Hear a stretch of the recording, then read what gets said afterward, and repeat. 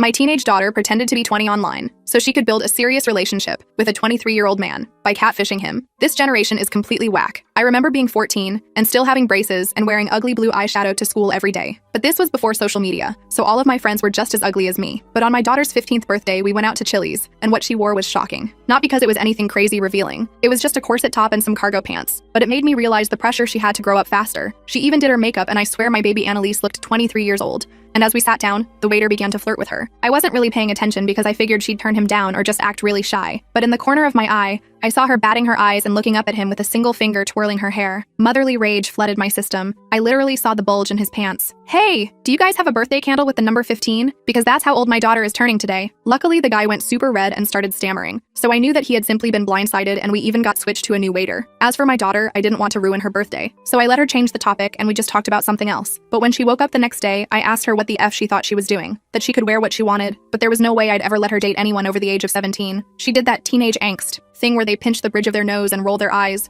like it was the most original move in the book. So I grabbed her phone and unlocked it with her facial recognition. This time, something in her eyes changed. She begged me not to go through it. It was a good effort, but not good enough. Honey, I love you. And if you were a mother, you'd do the same thing. I then walked into my room and locked the door. There wasn't anything too bad. I did find what people call thirst traps on her TikTok, but her account was private and her following was mostly girls. The worrying part was her Instagram. There were bikini pictures plastered everywhere, with extremely sexual songs and angles. The most disturbing part was they were all taken on vacations that I took her on. Except I, obviously, hadn't taken any of the photos. In her texts were a bunch of guys from her high school that she was very obviously leading on, but amongst them all, one stood out. She had no mutuals with him, and in his bio was the name of a nearby university. My heart dropped. They had met a few months back, when she was 14, after she had met him in a cafe, and they texted for months before it suddenly stopped a few weeks ago. Well, first I needed to make sure that my suspicions were correct. I handed her back the phone and pretended like I was too old to have been able to find anything. I literally saw her smirk, and she even apologized for flirting with the guy yesterday. That night, I went to the guy's college. It was a pretty small campus, and it was a Saturday, so I figured that he couldn't be far. That's when I saw him, outside a frat house with Greek letters, completely topless, DJing with a bottle of beer in his hand. I walked up the stairs and tapped him on the shoulder. Excuse me, do you go here? And I guess he thought I was some undercover cop, because he immediately lifted up his hands and showed me his ID. He was 23 years old. My stomach twisted. I slapped him across the face, and because his friends were too scared to do anything, they let me drag him down the stairs by the ear like a dog without intervening. I took advantage of the shock and alcohol that was still in his system and grabbed the beer bottle, ready to knock it across his head. Yo man, what are you doing? I don't want any trouble. So you don't want any trouble, but you're cool with dating a 15-year-old girl? I saw confusion sweep across his R-worded frat boy face, one that you can't fake. Annalise? I asked. Huh? She's 20 and hot as heck. I slapped him again. Yo man, what the F? He shouted, before whipping out his big black iPhone as evidence. I read their texts. Right there, plain as day, she had told him she was a 20-year-old girl, and the second I confirmed that it was my teenage daughter, he blocked her. I drove home that night seeing red. My baby girl wanted to act as jailbait like it's cute, then she had another thing coming. This time, I didn't wait until the next day. I simply shook her awake. Mom, what? So I just met Pedro. Her eyes were immediately filled with fear, but instead of trying to defend herself, or yelling at me for being a spy, she burst into tears and wrapped her arms around me. Even through the anger, I instinctively stroked her hair. First, sat down in the bed beside her and decided that even she deserves to be listened to. But what she said next just angered me even more. Mom, I met up with him, but he didn't show up. And his friend, she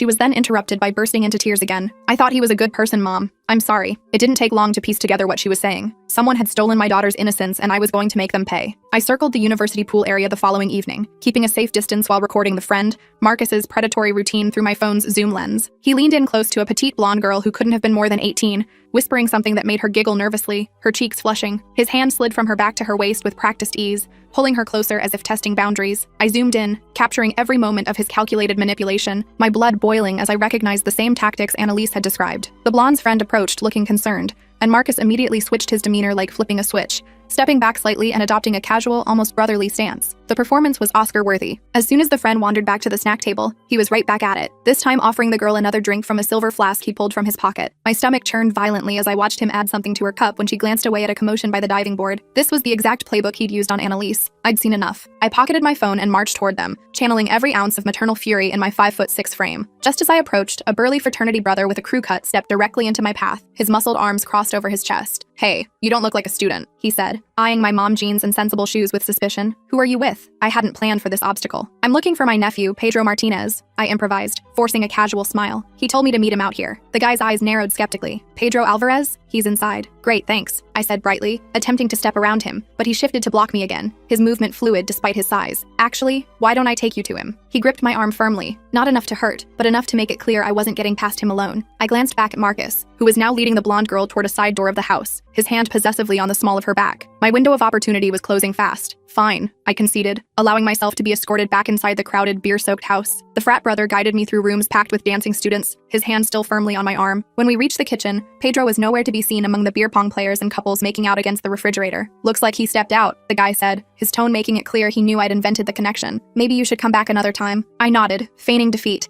and headed for the front door, the bass-heavy music thumping in my chest. Once outside, I circled around to the side of the house where I'd seen Marcus taking the girl. There was a separate entrance there, likely to a basement or private room. I tried the door handle. Locked. Cursing under my breath, I peered through a small window smudged with fingerprints. The basement was dimly lit with colored LED strips, but I could make out a seating area with several people lounging on mismatched couches. No sign of Marcus or the blonde. I needed a new approach. I couldn't just break in, and I couldn't risk getting thrown out before gathering more evidence. I returned to my car and called Annalise, my heart racing. Mom? She answered immediately, her voice tight with worry. Are you okay? I'm fine, I assured her, watching the frat house for any sign of Marcus. But I need more information about him. Did he ever mention where he lives? Is it in the fraternity house or somewhere else? He said something about having an apartment off campus, she replied after a moment's hesitation. He bragged about how his dad pays for it so he doesn't have to live with the peasants in the frat house. Did he say where? Anything about the building or the street? I pressed, already starting my car. Cedar Street, she said with surprising confidence. I remember because that's where he took me. It was a blue building with a coffee shop on the first floor. Apartment 3B. You're absolutely sure? Positive. Mom, what are you going to do? Her voice trembled slightly. I hesitated, not wanting to worry her more. I'm just gathering information right now. I'll be home soon. Promise me you won't do anything crazy, she pleaded, suddenly sounding much younger than 15. I promise I'll be careful, I said, carefully avoiding a direct answer. Lock the doors and don't let anyone in. I love you. I hung up and pulled up a map on my phone. Cedar Street was only a few blocks from campus. I drove there slowly, scanning the buildings until I spotted a 3-story blue Victorian converted into apartments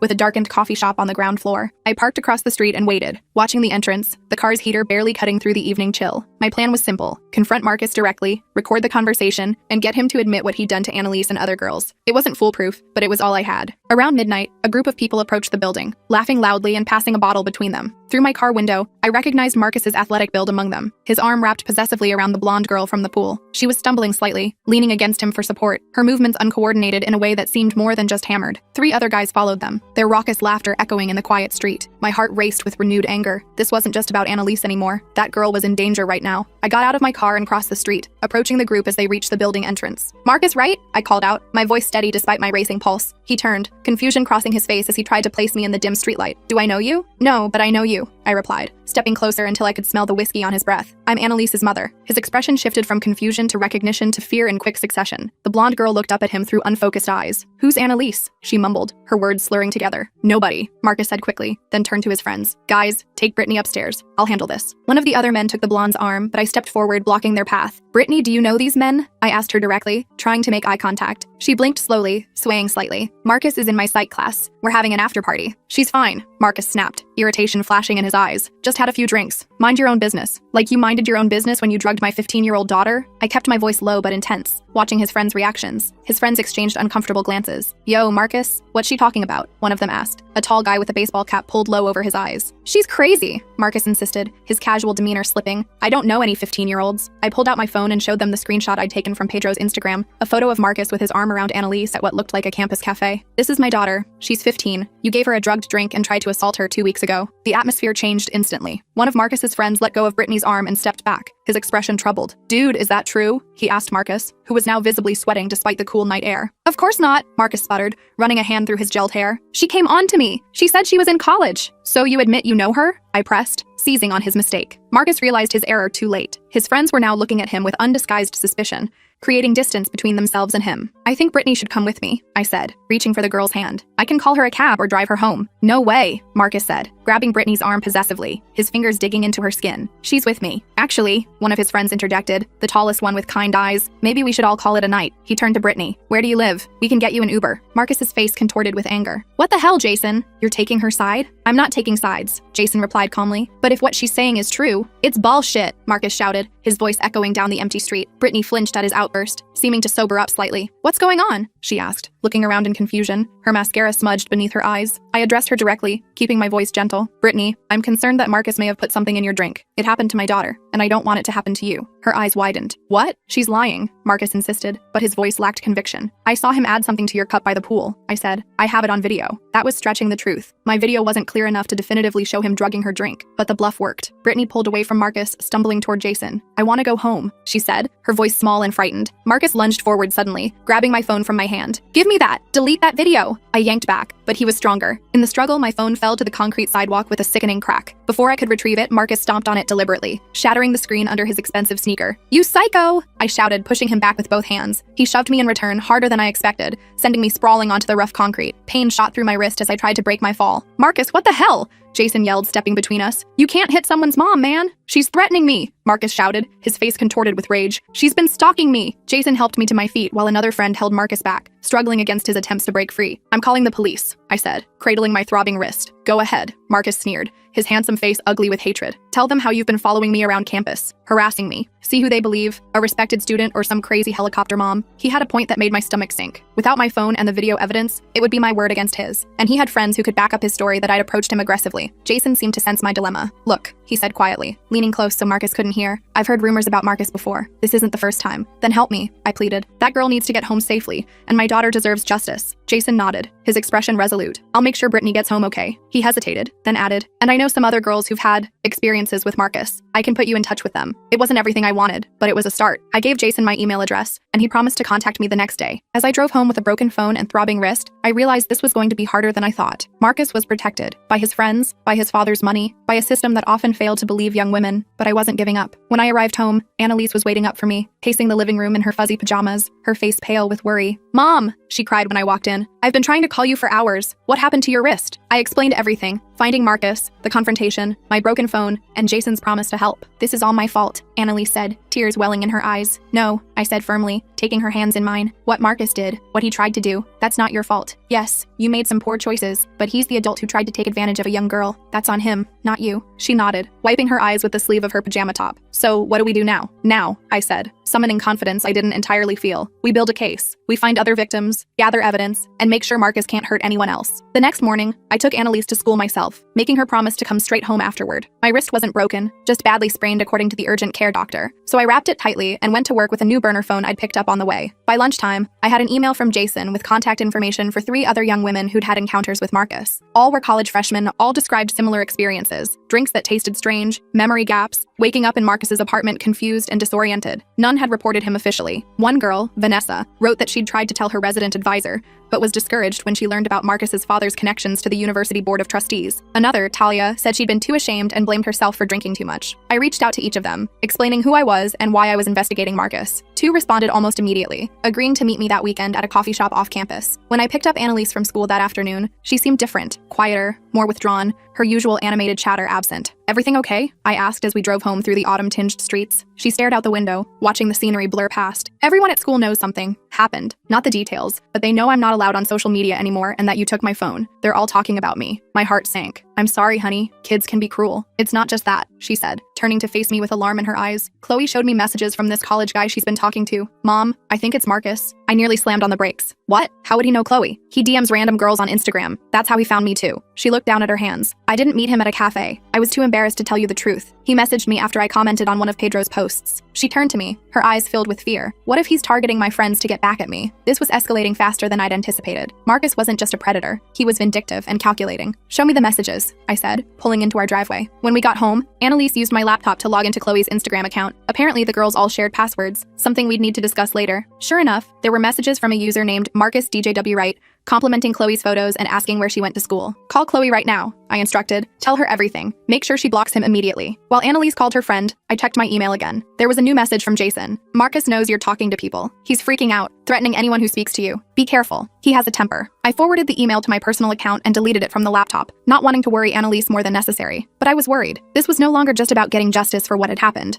It was about protecting Annalise and her friends from further harm. The next day, I met Vanessa and Talia at the coffee shop as planned. Both were barely older than Annalise, young women just starting their college experience, already traumatized by someone who should have been their peer. I never reported it because I was drinking underage, Vanessa explained, her hands wrapped tightly around her mug of chai latte. And I willingly went to his apartment. I thought no one would believe me. Same, Talia nodded, tucking a strand of dark hair behind her ear. Plus, everyone knows his dad is on the board of trustees. Marcus always brags about how he can get away with anything. Not anymore, I said firmly. Together, our stories are stronger. Would you be willing to make official statements if it came to that? They exchanged nervous glances. I don't know, Vanessa said, her voice barely above a whisper. What if he retaliates? He knows where I live. We're in the same dorm building. And what about our parents? Talia added. Mine would call me if they found out I was at a frat party. I understood their fears all too well. These were the same reasons so many young women never reported their assaults. The same reasons predators like Marcus continue to operate with impunity. What if we could prove a pattern? I suggested. If we find enough women willing to share their experiences, even anonymously at first, it would be harder to dismiss. They seemed unconvinced, but agreed to think about it and to put me in touch with others they knew who might have had similar experiences with Marcus. As I was leaving the coffee shop, my phone buzzed with a text from an unknown number. Back off or your daughter's private photos go public. You have 24 hours. My blood ran cold. The private photos could only be the ones Annalise had taken for Pedro, the ones stored in her hidden photo vault that I'd glimpsed on her phone. Somehow Marcus had accessed them. I called Annalise immediately. Mom? She answered, sounding groggy. She'd been napping after an emotionally exhausting few days. Annalise, did you ever send those photos from your hidden folder to Pedro or anyone else? What? No, she exclaimed, suddenly alert. I mean, I sent a couple to Pedro, but not the worst ones. Why? Which device did you use to take those photos? Your current phone or an older one? My old phone mostly, but they should have transferred when I got the new one. Why are you asking this? The pieces clicked into place. Where is your old phone now? I don't know. Probably in my desk drawer somewhere. I haven't used it since I got the new one for Christmas. Find it, now, and don't turn it on. I raced home, my mind spinning with possibilities. If Marcus had somehow gotten access to Annalise's old phone, or if Pedro had shared the photos she'd sent him, we were dealing with a whole new level of threat. When I arrived, Annalise was tearing apart her room looking for the old phone, clothes and books scattered across the floor. I can't find it, she said, panic evident in her voice. Think, Annalise. When was the last time you remember having it? She sat on her bed, concentrating. I used it as a music player for a while after I got the new one. I might have taken it to school. Could you have left it somewhere? Lost it? Her eyes widened with sudden realization. The party at Megan's house last month. I brought it to play music, but I was using Megan's speaker. I remember setting it down somewhere and then she trailed off, her face paling. I don't remember picking it up again. Who was at that party? I asked, dreading the answer. Just kids from school. And she hesitated, twisting the hem of her shirt. Some of Megan's older brother's friends from college. The connection was too coincidental to ignore. Was one of them named Marcus? Annalise shook her head. I don't think so, but I wasn't paying attention to her brother's friends. They were hanging out in the basement, and we were upstairs. I showed her the threatening text. Someone has your old photos, Annalise, and they're using them to try to stop me from investigating Marcus. Her face crumpled. Mom, I'm so sorry. This is all my fault. No, I said firmly, pulling her into a hug. This is not your fault. This is what predators do. They find vulnerabilities and exploit them, but we're not going to let them win. I texted back the unknown number. Distributing explicit images of a minor is a federal offense. Do it, and I'll make sure you spend the next decade in prison. The response came almost immediately. Try proving it was me. Meanwhile, your daughter's reputation will be destroyed. Final warning. I showed Annalise the exchange. We need to get ahead of this, I said. If he's threatening to release those photos, we need to prepare. How? She asked, her voice small and frightened. First, we tell your school counselor what's happening, not about the photos specifically, but that you're being harassed and threatened by an older man. Second, we contact the police about the threats. The police? Annalise looked terrified. But what if they see the photos? They deal with cases like this all the time, I assured her, with more confidence than I felt. Their job is to protect you, not judge you. Before we could discuss further, my phone received another text from the unknown number, this time with an image attached. I opened it cautiously. It was a screenshot of an Instagram direct message to one of Annalise's friends, with one of her private photos attached. The message hadn't been sent yet. It was poised, finger hovering over the send button in the screenshot. Last chance, the accompanying text read. Meet me tonight at 8 p.m. at the campus coffee shop. Come alone or the photos go out to everyone on your daughter's friend list. I showed Annalise the message, watching her face crumple in horror. Mom, you can't go, she pleaded, grabbing my arm. It's obviously a trap. She was right, of course. Meeting an angry, cornered predator alone at night was dangerous. But the alternative, having those photos distributed to Annalise's entire social circle, was unthinkable. I have to, I said, my mind already racing through possible scenarios. But I'm not going in blind. I called Jason, explaining the situation without mentioning the photos specifically. Marcus is threatening my daughter, I said. He wants me to meet him tonight at the campus coffee shop. Don't go, Jason warned, his voice tense. He's been drinking all day, talking crazy. Some of the guys are worried about him. I don't have a choice, I replied, hearing the determination in my own voice. But I could use some backup. Jason hesitated. I don't want to get involved directly, but I'll be nearby, and I'll call campus security if anything happens. It wasn't ideal, but it was better than nothing. Next, I called Vanessa and Talia,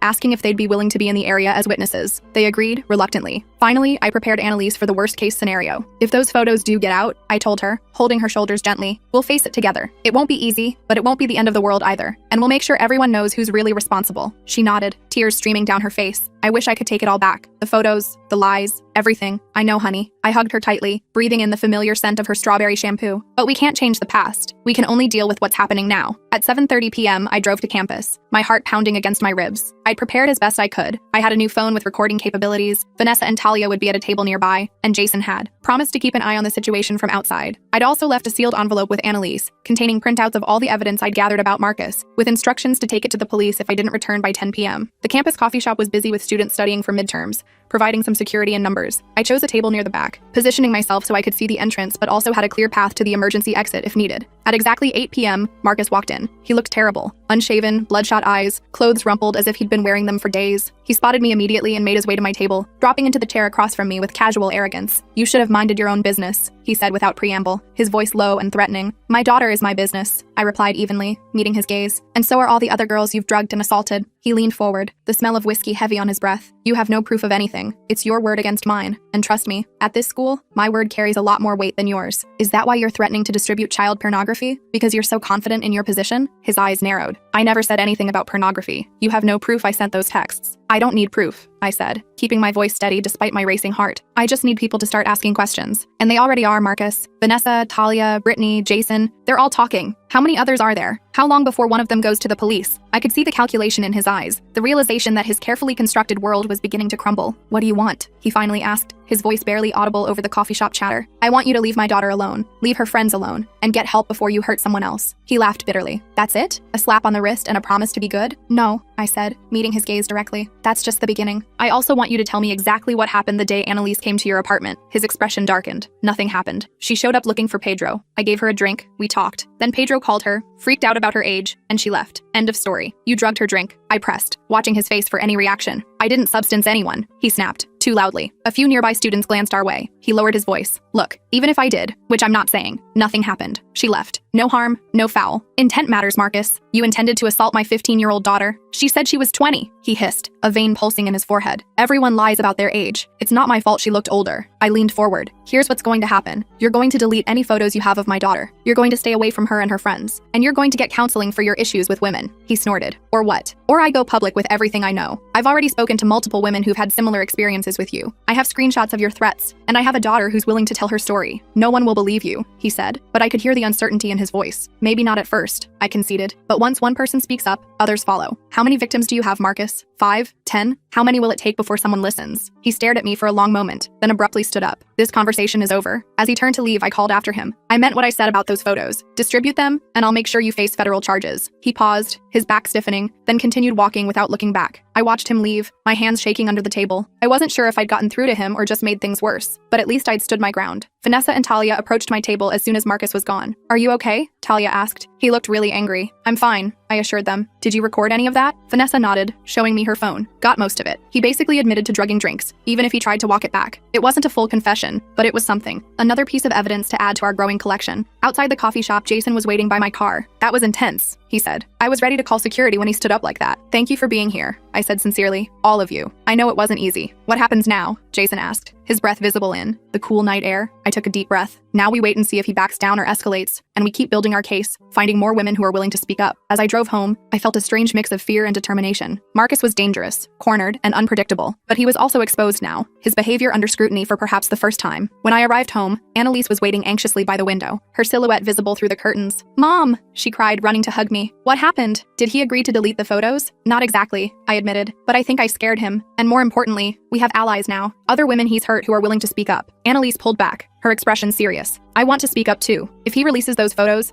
I don't want to hide in shame. I want everyone to know what he tried to do to me." I felt a surge of pride through my worry. My daughter was finding her strength, her voice. "Are you sure?" I asked. "Once we go public, there's no going back." She nodded firmly. "I'm sure. I don't want him to hurt anyone else." That night, as Annalise slept, I sat at my computer drafting an email to the university's Title IX coordinator, the dean of students, and the campus police. I attached statements from Vanessa and Talia, screenshots of Marcus's threatening texts, and a detailed account of what had happened to Annalise. Before I could send it, my phone buzzed with a text from Jason. "Marcus just got arrested for DUI. Crashed his car into a campus security vehicle. No one hurt, but he's in custody." It wasn't the justice we were seeking, but it was a start, and it bought us time to build our case properly. I closed my laptop and went to check on Annalise. She was sleeping peacefully for the first time in days, her face relaxed and young-looking without makeup. Tomorrow would bring new challenges, but for tonight at least, she was safe. And I was one step closer to making sure Marcus Wright never hurt another young woman again.